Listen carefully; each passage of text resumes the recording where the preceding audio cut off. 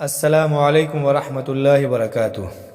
ناظرین، آج 2 دسمبر 2022، آج کی ایک بہت ہی اہم خبر تلنگانہ مسلم پرسنل لاء کی جانب سے ریاست بھر میں مسموع نکاح تحریک شروع۔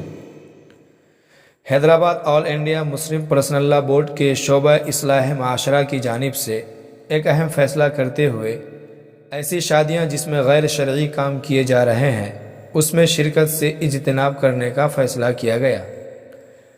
مولانا خالد سیف اللہ رحمانی کی قیادت میں آج مسنون نکاح تحریک شروع کرنے پر غور و خوض کیا گیا۔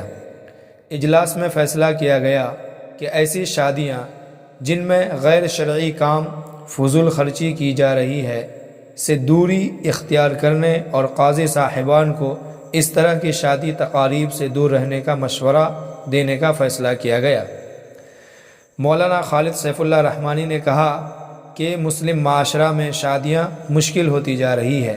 جہیز، جھوڑے گھوڑے کے رقم، فضول خرچی اور خواتین پر مظالم عام ہوتے جا رہے ہیں۔ عوام میں مسنون نکاح کے متعلق شعور بیدار کیا جائے گا۔ اسلامی کورس شروع کرتے ہوئے عاقدین کو رشتوں کی اہمیت اور زوجین کے حقوق سے واقف کرایا جائے گا۔ انہوں نے کہا کہ موجودہ دور میں اپنی معیشت کو مستحکم کرنا چاہیے، اپنی کمائی کو شادی کے نام پر فضول خرچی کی نظر نہیں کرنا چاہیے، شادیوں کے نام پر مقروض بھی نہیں ہونا چاہیے۔